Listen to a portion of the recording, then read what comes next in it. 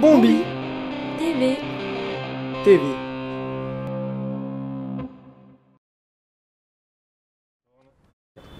Bonjour. Aujourd'hui dans Bombi TV, Clélia et moi, on va vous parler d'écologie.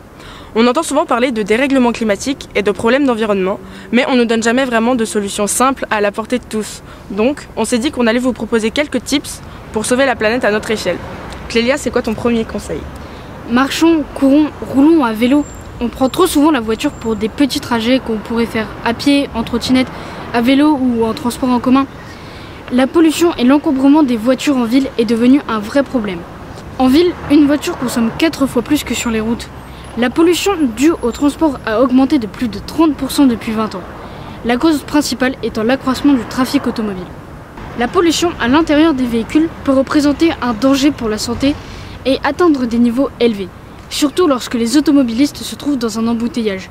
Pour de nombreux experts, un enfant présent dans un véhicule en circulation est plus menacé par les polluants de la voiture que s'il était à l'extérieur dans une poussette, car l'air qui y est respiré est bien plus pollué que celui de l'extérieur. C'est pour cette raison que, contrairement à ce que l'on pense, un cycliste qui circule en vélo en ville respire moins de polluants que l'automobiliste dans sa voiture. Du coup, que dégage le trafic automobile comme polluant? Eh bien, on trouve principalement deux polluants provenant des gaz d'échappement. Le dioxyde d'azote, c'est l'un des gaz les plus polluants du trafic routier, et les particules fines, dont on parle beaucoup actuellement, qui sont émises par les moteurs diesel et considérées comme les plus dangereuses pour la santé. Elles sont également retrouvées à des concentrations élevées dans le véhicule. De nos jours, les gens ont l'obsession de gagner du temps. C'est pour ça qu'ils prennent la voiture, car ils ont l'impression d'aller plus vite, alors qu'il serait la plupart du temps plus rapide et plus efficace de marcher, de prendre le vélo, etc.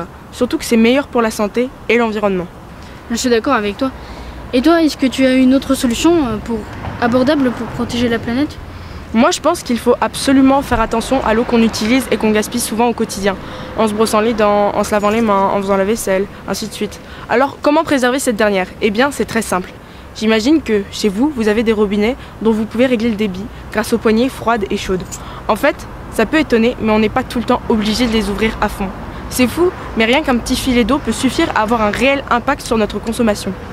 En France, chaque année, 5,6 milliards de mètres cubes d'eau sont consommés. C'est vraiment énorme.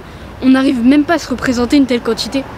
Sur ces 5,6 milliards d'eau, presque la moitié est utilisée par l'agriculture, principalement pour l'irrigation, et l'autre moitié pour la consommation des habitants. Alors, si chacun y met un peu du sien au quotidien, vous imaginez les économies d'eau qu'on peut réaliser? T'as soif? Non, en fait, moi je préfère éviter de boire de l'eau en bouteille. Tu sais que pour produire 1 litre d'eau, il faut en utiliser 2. On vit dans un pays où on a la chance d'avoir de l'eau potable à tous les robinets. En parlant d'eau, il fait chaud aujourd'hui, je me baignerai bien. T'as une piscine toi? Non. Sachez qu'une piscine comme ça contient déjà 8 mètres cubes. C'est énorme. Et en plus en ce moment, c'est la mode des jacuzzis qui consomment beaucoup d'eau et d'énergie. C'est comme prendre des bains au lieu des douches. Si on veut éviter que l'environnement ne se dégrade trop, il faut être raisonnable. À l'heure actuelle, on ne peut plus se permettre de penser comme si on était tout seul sur Terre. Eh bien, merci Clélia. Merci à toi Anna. Et à bientôt sur Bombi TV.